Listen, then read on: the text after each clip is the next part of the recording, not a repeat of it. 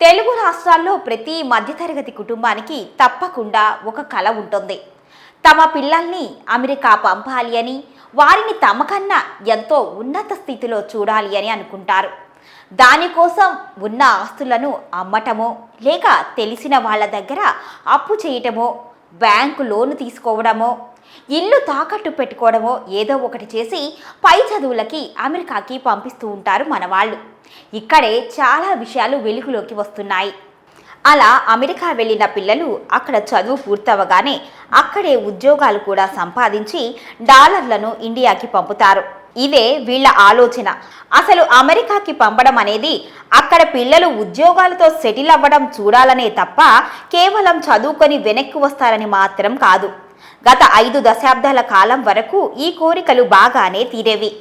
Visa రావాలే కానీ అమెరికాలో చదవటం, అక్కడే ఉద్యోగం అన్నీ సజావుగానే జరిగిపోయేవి. కానీ ఇప్పుడు అలా లేదు. అమెరికాలో ఉన్న ఉద్యోగ అవకాశాలకి, చదువుకోవడానికి అక్కడ ల్యాండ్ అవుతున్న విద్యార్థుల సంఖ్యకి ఏమాత్రం పొంతన ఉండట్లేదు. 10 మందిలో ఒకరికి ఉద్యోగం వస్తే గొప్ప అన్నట్టుగా ఉంది. మిగిలిన వాళ్ళు వెనక్కి రావటమో, ఉద్యోగం వచ్చిందని తల్లిదండ్రులకు అబద్ధం చెప్పి అక్కడే ఇల్లీగల్ ఇమిగ్రెంట్గా ఉండిపోవడమో ఇప్పుడు జరుగుతున్న ట్రెండ్.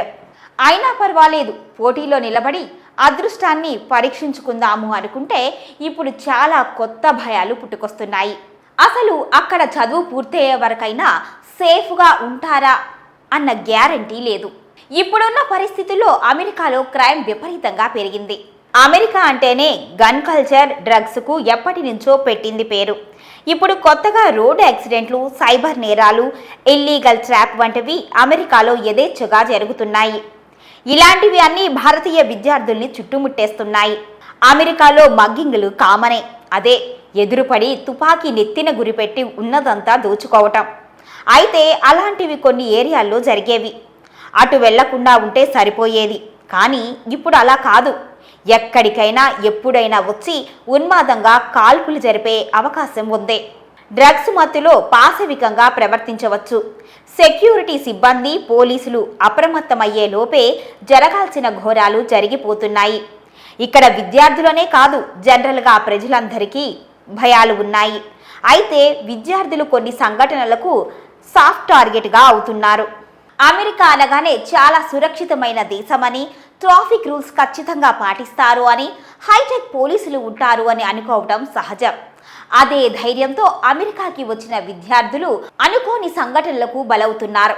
మన భారతీయ విద్యార్థులు కాస్తంత ఏమరపాటుగా రోడ్ల మీద నడిస్తే చాలు, కార్ల రూపంలో ప్రమాదాలు ముంచుకొస్తున్నాయి. ఈ మధ్య జాహ్నవి కందుల అనే తెలుగమ్మాయిని ఒక పోలీస్ ఆఫీసరే తన కారుతో వేగంగా వెళ్తూ గుద్ది చంపేశారు. కనీసం పశ్చాత్తాపం కూడా పడలేదు. ఆ వీడియో వైరల్ కూడా అయ్యింది. ఇక అమెరికాలో చాక్లెట్లు అమ్ముతున్నట్లుగా డ్రగ్స్ అమ్ముతున్నారు. సాధారణంగా డ్రగ్స్ అనేవి పౌడర్ గానో, సిగరెట్లుగానో మాత్రమే ఉంటాయి అనుకుంటాము మనం. కానీ అచ్చుగుద్దినట్టు అందమైన ర్యాపర్లలో మంచి బ్రాండ్ నేముతో చాక్లెట్ల లాగా ఉంటున్నాయి. డ్రగ్స్ లీగల్ కాబట్టి బహిరంగంగానే వాటిని షాపుల్లో అమ్ముతుంటే ట్రై చేయడంలో తప్పే లేదు అన్నట్టుగా అనిపిస్తుంది వాతావరణం. ఇక భారతీయ విద్యార్థులందరికీ సరదాగా ట్రై చేయాలి అనిపించి ఒక్క చాక్లెట్ మొత్తాన్ని నోట్లో వేసుకుంటే అది అధిక డోస్ అవ్వచ్చు. వెంటనే ఎటువంటి తేడా అనిపించకపోవచ్చు.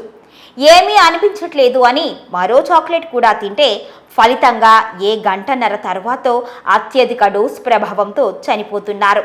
ఈ రకమైన కేసులు కూడా వెలుగు చూస్తున్నాయి. ఏ పక్క నుంచి ఎవరు కారుతో గుద్దుతారో, ఎవరు మగ్గింగ్ చేస్తారో, ఎవడు గన్ ఓపెన్ చేసి కాలుస్తాడో అనే భయాలు పెరిగిపోతున్నాయి. ఇదిలా ఉంటే తాజాగా సైబర్ నేరాలకి కూడా భారతీయ విద్యార్థుల్ని టార్గెట్గా వాడుతున్నారు అమెరికన్స్.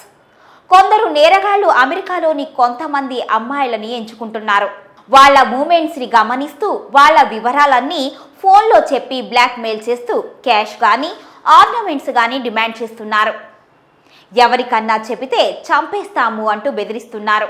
ఒక ప్లాన్ ప్రకారం భారతీయ అమ్మాయిల్ని ఫాలో చేసి వారి వివరాలు సేకరించి వాళ్లను టార్గెట్ చేస్తున్నారు అమెరికన్స్.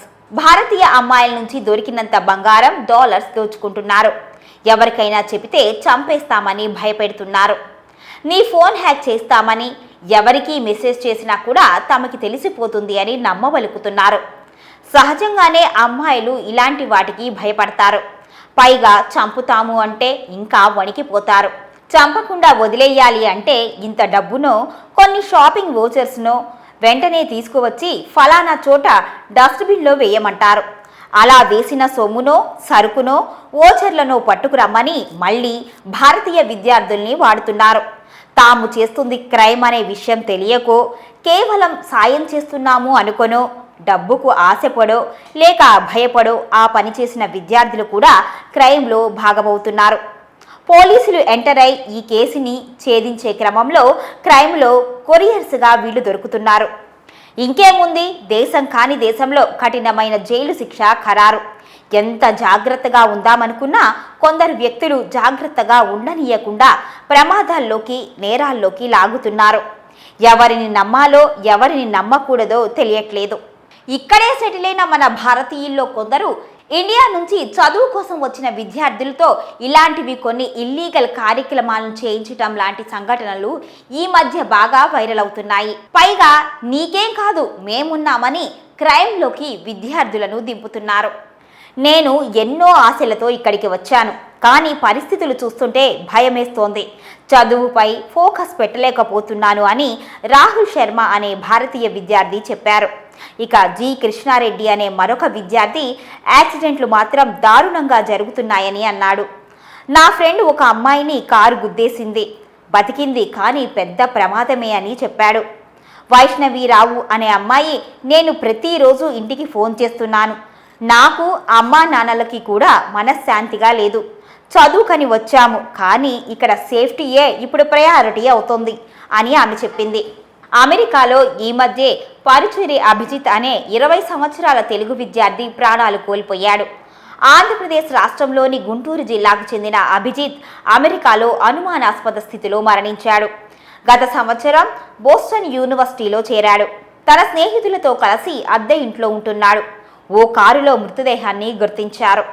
ఇండియాలోని తల్లిదండ్రులు ఇలాంటి భయానక సంఘటనలు చూసైనా పిల్లల్ని అమెరికా పంపి పెద్ద ఘనకార్యం చేస్తున్నాము అన్న ఫీలింగ్లో నుంచి బయటికి రావాలి.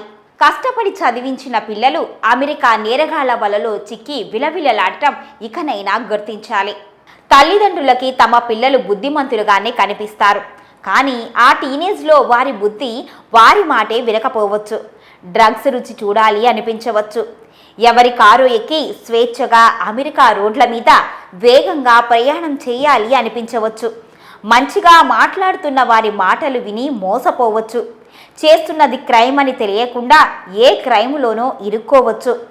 ఏ షాపింగ్ చేసో పొరపాటున బిల్ కట్టకపోయినా దొంగలుగా ముద్రపడి అరెస్ట్ అయి ఊచలు లెక్క పెట్టవచ్చు. ఇలా అనేక వాస్తవ సంఘటనలు జరుగుతున్నాయి. ఈ మధ్య 2 తెలుగు అమ్మాయిలు ఒక షాపింగ్ మాల్లో బిల్లు కట్టకుండా పారిపోతున్నారు అని కేసు బిగించి అరెస్ట్ చేశారు. ఆ వీడియో విపరీతంగా వైరల్ అయింది. ఆ పిల్లలు ఏ వివరణ ఇస్తున్నా పోలీసులు వినలేదు. కోర్టులో చెప్పుకోండని చెప్పి చేతులు వెనక్కి కట్టి సంకెళ్లు వేసి మరీ తీసుకువెళ్లారు. ఆ వీడియో వలన ఇండియాలో ఆ పిల్లల కుటుంబాలకి అప్రతిష్ట మిగిలింది. అమెరికాలో పొరపాటున కేసులో చిక్కుకుంటే లాయర్ని పెట్టుకోవాలి అంటే కోట్లు ఖర్చు పెట్టుకోవాలి. అమెరికా మునుపటిలా లేదన్నది మాత్రం సత్యం. ఎక్కడికక్కడ విచ్చలవిడిగా క్రైమ్ పెరిగిపోతున్నది అన్నది కూడా నిజం. డ్రగ్స్, గన్ కల్చర్ స్వైర విహారం చేస్తున్నాయి అనేది వాస్తవం. కనుక డబ్బు దండిగా ఉండి నేరపూరితమైన వాతావరణమైనా సరే తమ పిల్లలకి ఏం కాదు అనే నమ్మకమున్న వారైతే పిల్లల్ని అమెరికాకి పంపేయొచ్చు. అంతే తప్ప తక్కిన వాళ్ళు 10 సార్లు ఆలోచించుకోవాల్సిన పరిస్థితి ఈనాటి అమెరికాలో నెలకొంది అంటే తల్లిదండ్రులు నమ్మకపోవచ్చు.